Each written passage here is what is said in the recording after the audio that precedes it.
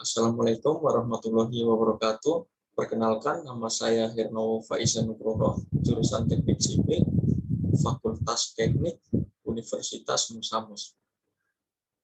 Saya di sini akan mempresentasikan hasil seminar saya yang berjudul Analisa Instalasi Pengolahan Air Limbah atau IPAL Rumah Sakit Umum Daerah Merauke. Bab 1. Latar belakang pertumbuhan penduduk di Indonesia yang begitu cepat, terutama di wilayah perkotaan, khususnya Kota Merauke, memberikan dampak yang sangat serius terhadap penurunan daya dukung lingkungan. Dampak tersebut harus disikapi dengan tepat, khususnya dalam pengolahan air limbah cair. Oleh karena kenaikan jumlah penduduk akan meningkatkan konsumsi jumlah air limbah. Pembuangan air limbah tanpa melalui proses pengolahan akan mengakibatkan terjadinya pencemaran pada sumber-sumber air baku seperti air minum, baik air permukaan maupun air tanah. Rumusan masalah. Berdasarkan latar belakang di atas, maka rumusan masalah yang akan diteliti yaitu 1. Bagaimana ketersediaan prasarana sistem pengolahan limbah cair RSUD Merauke. 2. Bagaimana dampak yang ditimbulkan oleh limbah cair akibat aktivitas RSUD Merauke.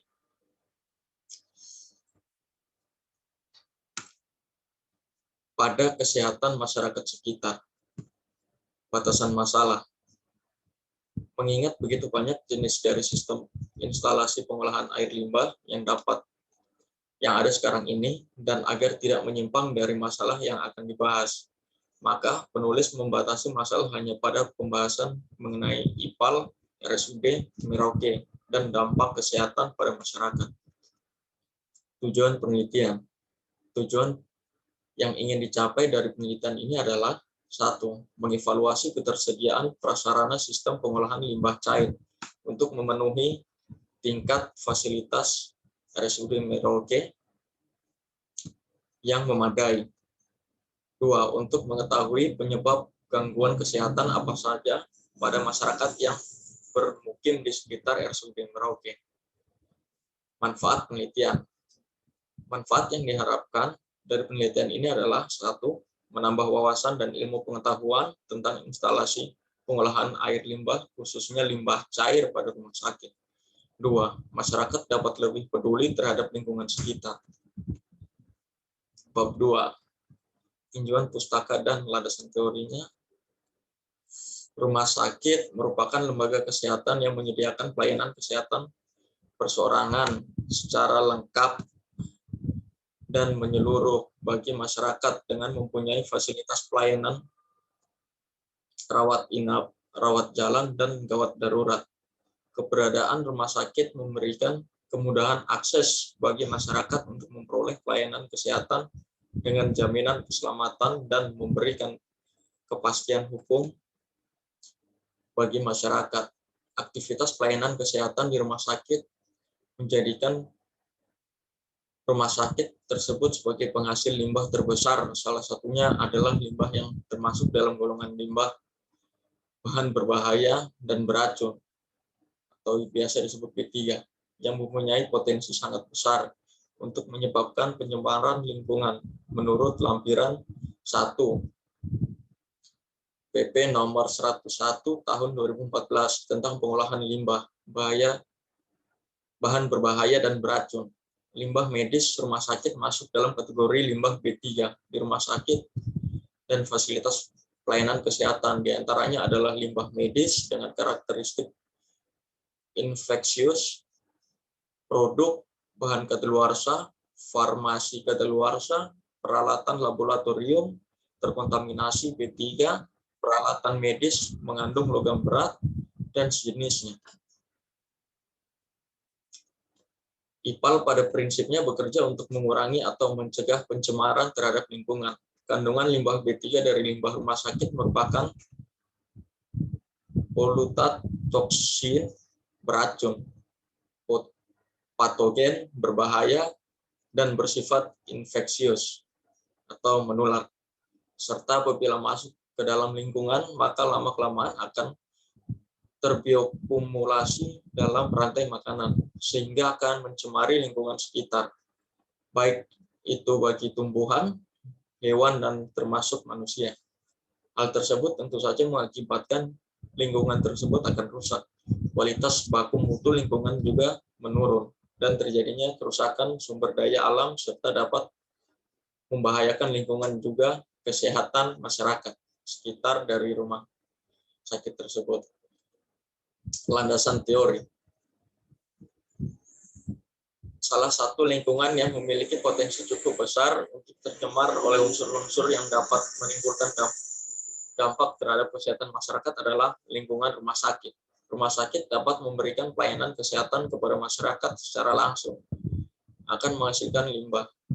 Salah satu limbah rumah sakit yang memiliki dampak potensial adalah limbah cair. Limbah cair yang berasal dari rumah sakit mengandung senyawa organik dan anorganik yang cukup tinggi, senyawa kimia, mikroorganisme, patogen yang dapat menyebabkan penyakit terhadap kesehatan masyarakat.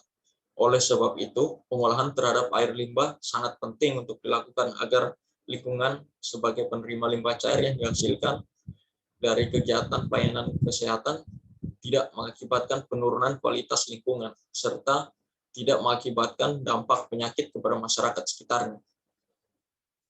Parameter pencemaran air limbah. Oksigen merupakan parameter yang sangat penting dalam air. Sebagai yang besar makhluk hidup dalam air membutuhkan oksigen untuk mempertahankan hidupnya. Baik tanaman maupun hewan, air bergantung pada oksigen yang terlarut dalam air. Jenis-jenis air limbah rumah sakit. Pembuangan limbah yang berjumlah cukup besar ini sangat baik jika dilakukan dengan memisahkan limbah ke dalam berbagai kategori. Untuk masing-masing kategori tetap diterapkan cara pembuangan limbah yang berbeda. Volume air limbah yang dihasilkan akibat adanya aktivitas rumah sakit tergantung dari kegiatan rumah sakit itu sendiri, seperti rata-rata pengunjung per hari, maksimum per hari, puncak maksimum per hari, dan puncak minimum per hari. Prasarana air limbah.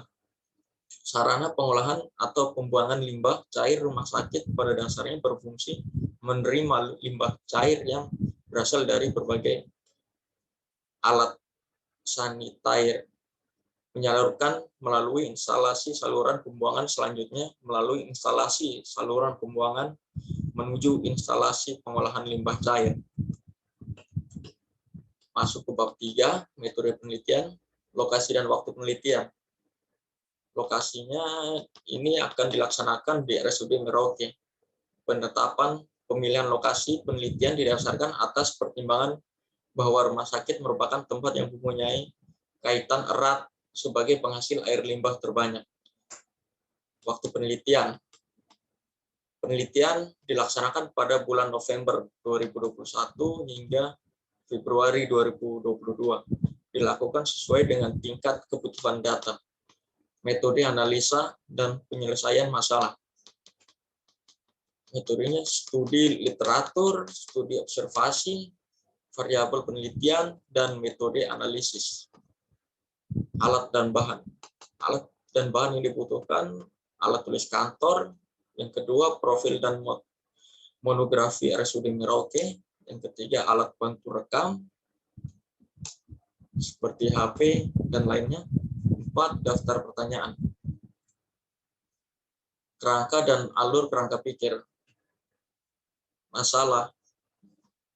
Mengapa fasilitas IPAL RSUD Merauke belum memadai atau belum tersedia? Metode. 1, studi literatur. Yang kedua, studi observasi, variabel penelitian air limbah rumah sakit, kualitas, kuantitas, prasarana air limbah, efek dari limbah cair rumah sakit, efek limbah cair terhadap lingkungan sekitar rumah sakit. Dan yang ketiga, analisa perhitungan. Kajian. Pengumpulan datanya diambil melalui wawancara langsung terhadap pihak rumah sakit. Dan hasil mengetahui hasil pengolahan limbah cair dan penelitian masyarakat terhadap limbah cair dari variabel kumpulan data, kesimpulan, dan saran. Menarik kesimpulan dan saran dari hasil pengumpulan data. Ide penelitian analisa instalasi pengolahan air limbah rumah sakit. Mencari referensi dari jurnal maupun buku, survei lapangan, melakukan wawancara kepada pihak terkait, melakukan perbandingan data terhadap variabel, pengambilan data sekunder, analisa perbandingan data dari hasil observasi di lapangan. Nanti bisa dilihat layak dan tidak layaknya. Turun lagi penyusunan, yang terakhir penyusunan laporan.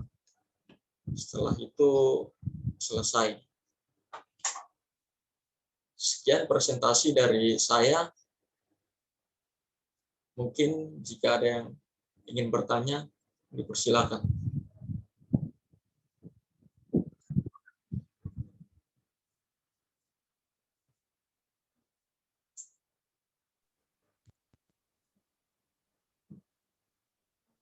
Saya ingin bertanya, di situ kenapa kamu mengambil rumah sakitnya rumah sakit daerah? Kenapa tidak Angkatan Laut atau Rumah Sakit Bunda? Alasannya kenapa? Jadi alasannya saya mengambil judul ini di rumah sakit, penelitian ini di rumah sakit umum atau RSUD, dikarenakan tingkat pasiennya sangat tinggi dibandingkan, atau tingkat pasiennya lebih banyak dibandingkan dengan rumah sakit lainnya yang ada di Kota Merauke. Contohnya Rumah Sakit Angkatan Laut atau Rumah Sakit Bunda.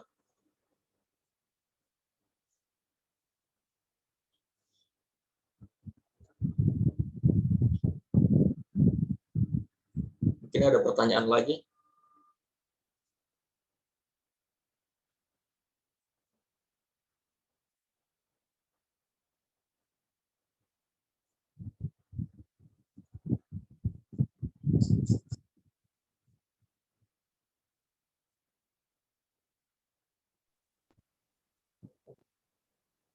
Coba buka di kerangka pikirmu.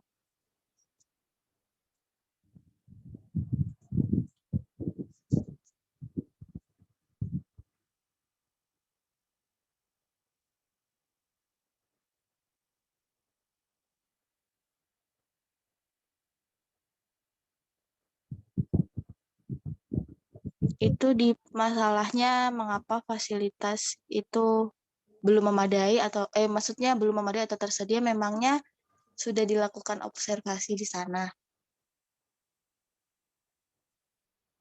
Kemarin saya sudah meninjau langsung di lapangan, ternyata di sana pengolahan air limbahnya belum cukup baik, hanya dibuang begitu saja tanpa ada penanganan khusus. Sudah. Sehingga tingkat pencemaran airnya masih sangat tinggi.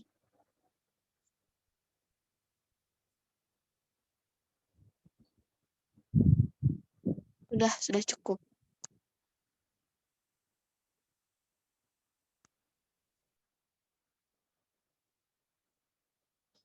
Mungkin masih ada pertanyaan lagi?